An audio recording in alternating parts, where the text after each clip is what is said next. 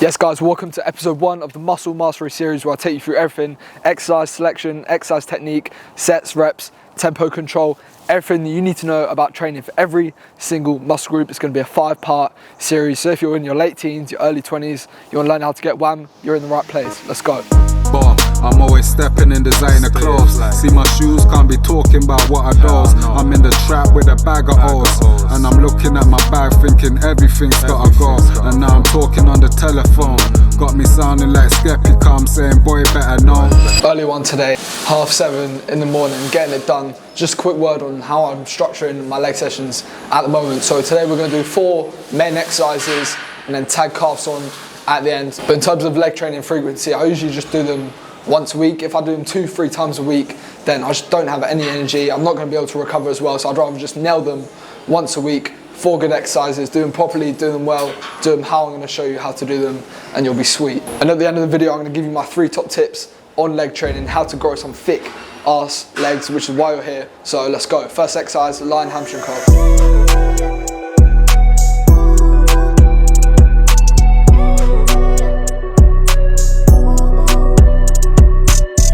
You might be thinking, why I'm doing hamstring curl first over leg extension, squat, RDL. The reason is, when I do my hamstrings first, I feel like they can properly warm up, and when I do my squat, I can get better depth. So that's the simple reason why I'm doing hamstring curl first. Quick word on how I set this up. The main thing you want is this pad to be close enough that it's not resting on your foot. You want it to be on your lower leg when you're doing the reps. You'll see what I mean when I show you my set. And a bit about the form as well. See, when I get in the machine, I want to plant myself down, keep my bum down as well. Biggest mistake people make is they'll lift their arse up. It just takes tension off the hamstring. Just keep your bum nice and flat, and then curling up, kicking with your heels. But yeah, we're just going to do 3 top sets on this. Let's go.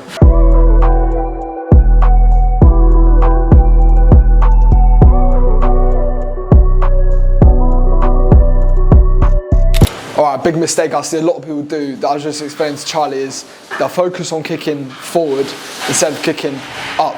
When you're doing hamstrings, you want to kind of create an arc with the pad. So you want to kick back behind you and then up at the end. A lot of people, they'll just kick up. That way your arse is going to come up off the pad with the tension off the hamstring and put it onto the glute. So when you're doing your curls, make sure you're kicking up and creating an arc with your heel. That way you're going to be able to get maximum range on your hamstring. A couple intensity techniques that you can use as well is a drop set is probably my favourite one, because most hamstring curls will be pin loaded, so it's very easy when you finish and fail to just drop a few pins and then just bang it out until you really fail. So I'll show you what I mean on this set.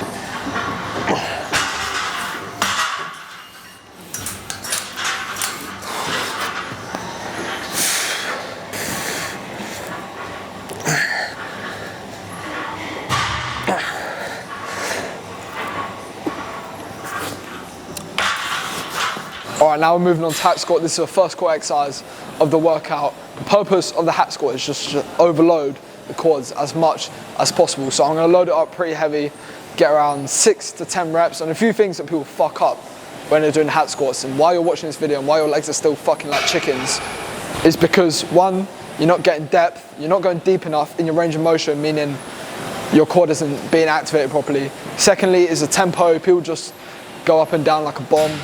You want to control the movement, make sure you're able to stretch and contract the muscle correctly. So I'm going to show you how to do it. Right, quick demo on how to do hat squat properly. First of all, position your feet as low on the platform as possible.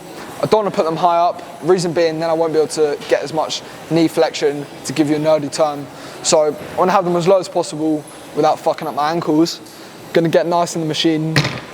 What I want to think about doing is bracing and keeping as tense as possible, tightening up my core to give my body some stability. That way I won't break my lower back. So I'm just going to go down, sink into the movement as low as possible, breathe out, and then push out.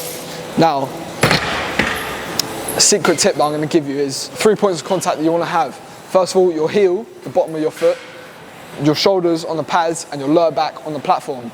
If the bottom of your foot and the lower back, either of those come off the platform, the tension is going to go bang off your quads. So have the tension on the heels, your lower back and your shoulders. Keep your body tense, tense your core, breathe in correctly, and you'll be calm. Right, I've had to put the music in for this one. This is a PR, I think. So we basically got 2 20s and a 10 on there. So This is gonna be a heavy fucking set. I'm gonna show you how to properly train legs. Let's go.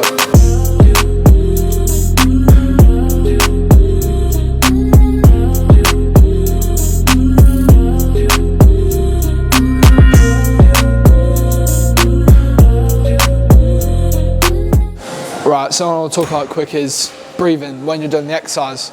A lot of people, they'll just breathe like a fucking horse, like, like what you want to do is control and regulate your breathing, right? So how I think about it is, let me show you. When I'm about to do my set, I'll take a few deep breaths to prepare myself mentally. So in through the nose and then blow out through my mouth. So I'll breathe in at the top of the movement, hold it, and then when I'm at the bottom, I'll breathe out and explode up. So it's like,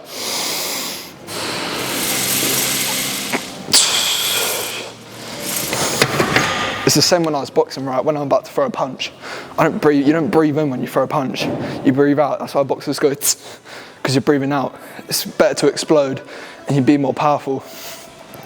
So just be conscious of your breathing. Stop breathing like a fucking pony and just think about your breathing, because then you'll be able to do way more reps. This is a point in the workout where it's just like, fuck. Like, it's just getting knackered. So you got to push through, dig deep. Got my drill playlist on. Go do this second set. It's my last set as well.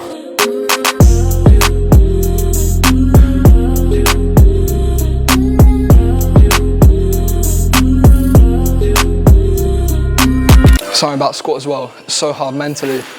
I was just saying to Charlie, a lot of people could easily squeeze out 5-10 more reps, but they just stop. Good saying I like is, if you can unlock your mind, you can unlock your body. Your body can push so much more further than you think. It's all about mind and your own limits you put on yourself. All right, now we're going to be doing a barbell RDL. You can do this with dumbbells, but I'm going to show you barbell today. You can either do this for hamstrings or glutes.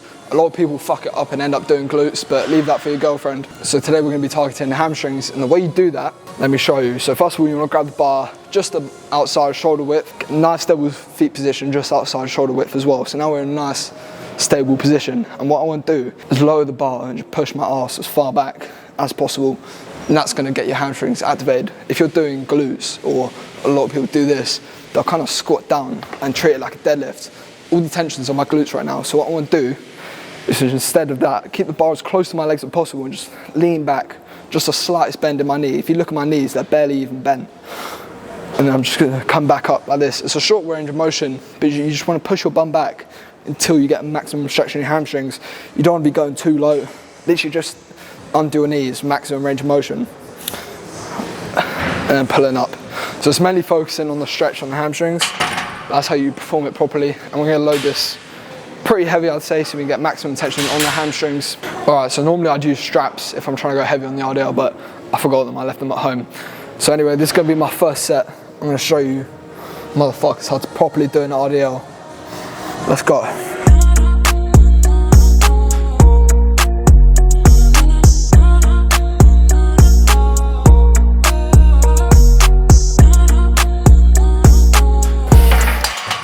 I was just saying to Charlie, the moment you start feeling your glutes getting engaged is the moment your knees start to bend a bit more, or bend too much, so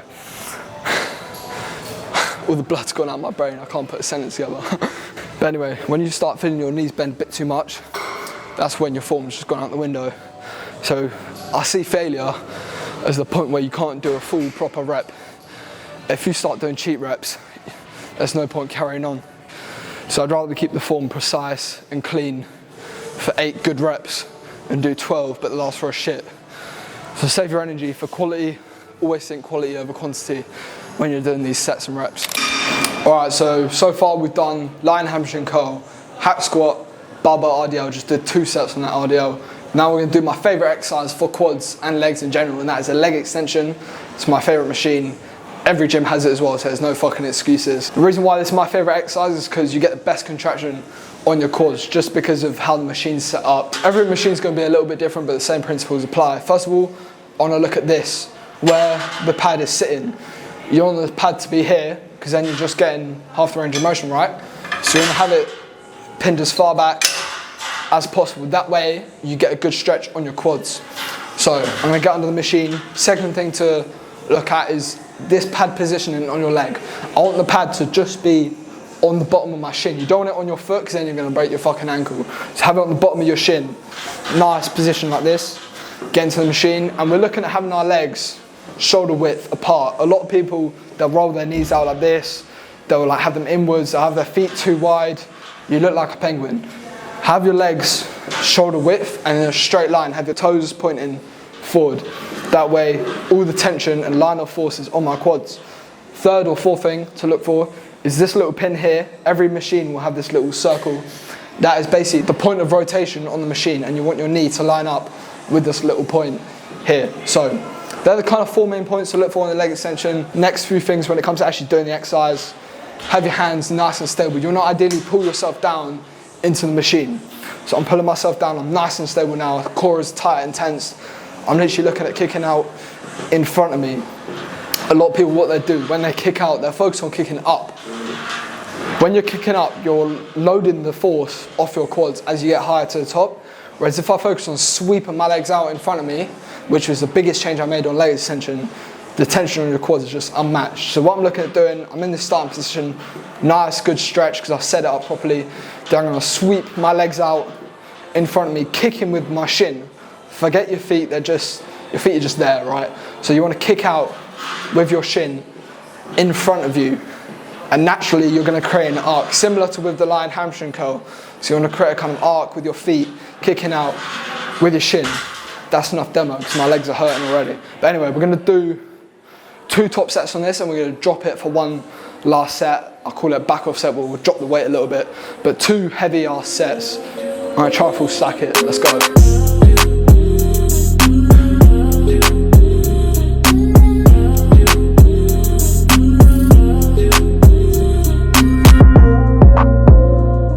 Right, we're doing seated calf raise now.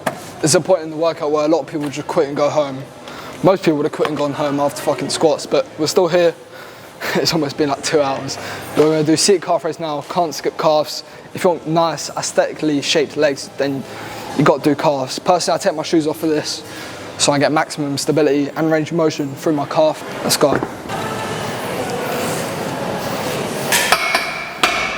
All right, seated calf raise. We want to load this up as much as possible. We've got 2 plates on. So main things you want to look for is feet position.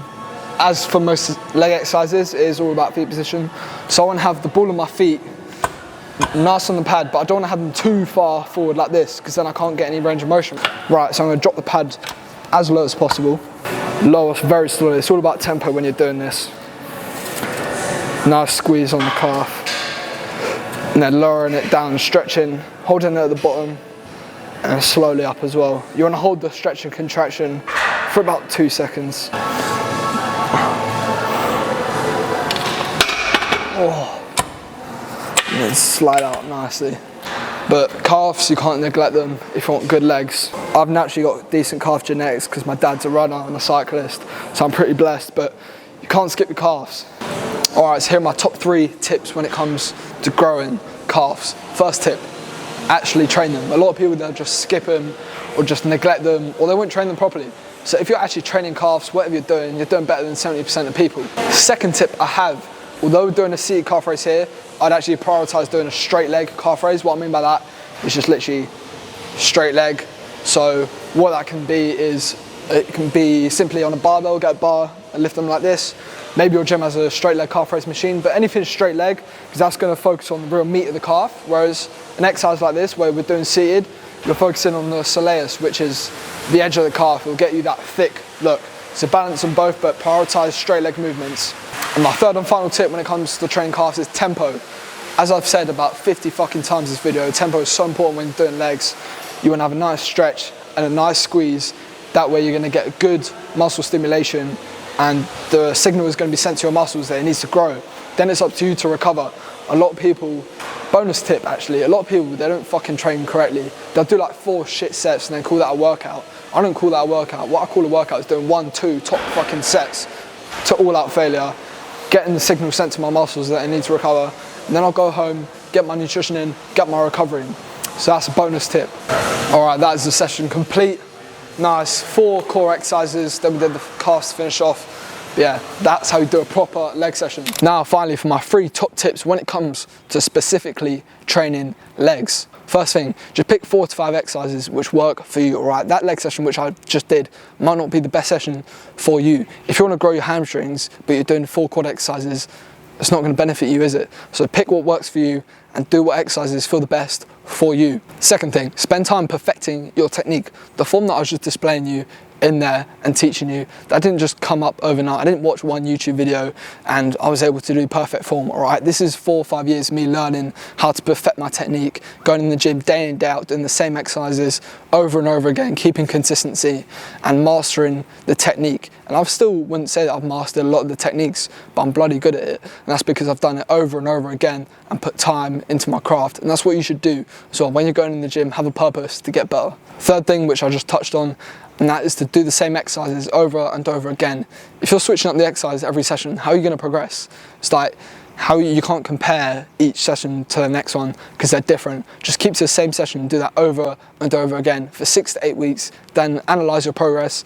If you haven't made progress, then switch things up. But if you're progressing on a certain split, on a certain set of exercises, keep doing those exercises, rinse and repeat it. That's how you really make progress and achieve progressive overload. If you find this video useful, all that I ask is that you drop a like and subscribe for more videos like this. I'm going to be releasing 4 more videos in this series, 1 for each single muscle group, teaching you all the secrets that other people will make you pay for. I'm going to be replying to all the comments underneath this video, so if you have a question about a certain exercise, how to do something, make sure you comment and I'll get back to you as soon as possible. But that's it for this video. Go grow some legs. I'll see you in the next one.